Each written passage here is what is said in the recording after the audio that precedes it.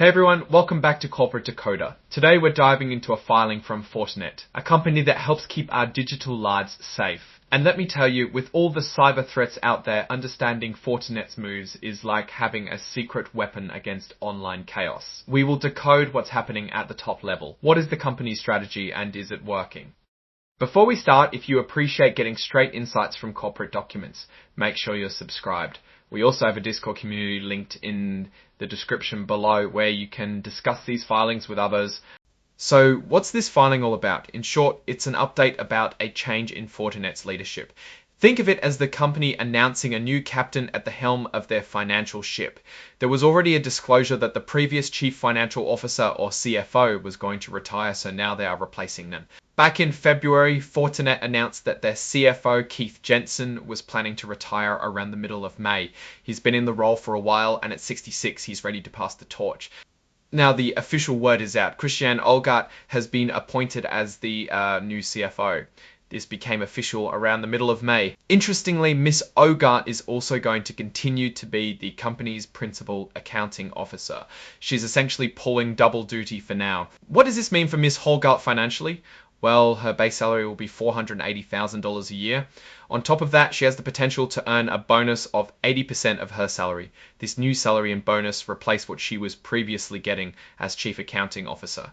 So that's a good pay raise. But wait, there's more. She's also expected to receive some stock awards. There's a plan for her to get what are called RSUs, or restricted stock units, with a target value of $500,000. RSUs are basically promises of company stock that vest or become fully owned over time. And then there are PSUs, or performance stock units, also with a target value of $500,000. These are tied to how well Fortinet's stock performs compared to other companies in the S&P 500 index, which is a group of 500 of the biggest companies in the US. The RSUs are expected to vest or become hers over 4 years.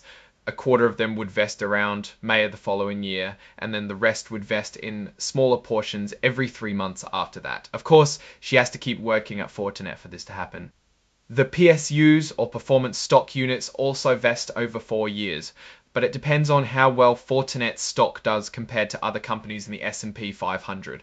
The better Fortinet performs, the more of these stock units she gets.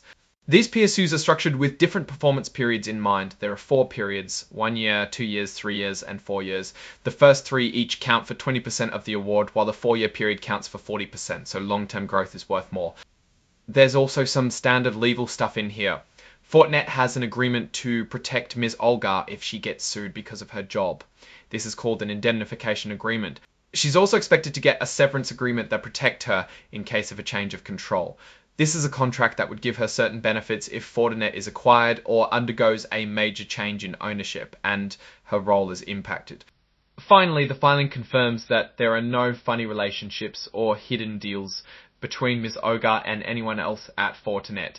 Everything is above board. She also does not have a conflict of interest.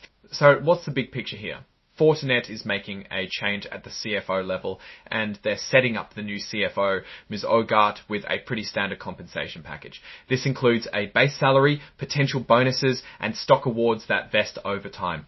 Now, let's step back and think about what this means for Fortinet. Changing a CFO is a big deal for any company. The CFO is in charge of all the money stuff, like making sure the company has enough cash, managing investments, and reporting financial results.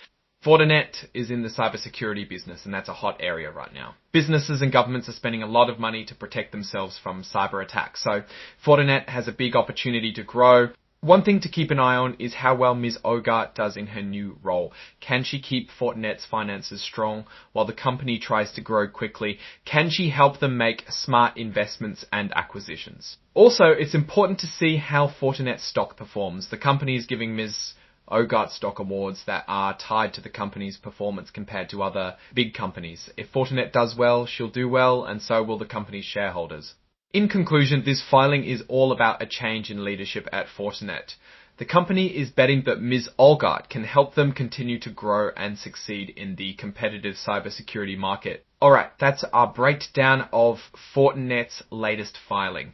What's your take on these leadership changes and what they signal for the company's future? Drop your thoughts in the comments. If this analysis was valuable, hitting that like button really helps. And subscribe for more deep dives. Don't forget to check out the Discord in the description. Thanks for watching. See you next time.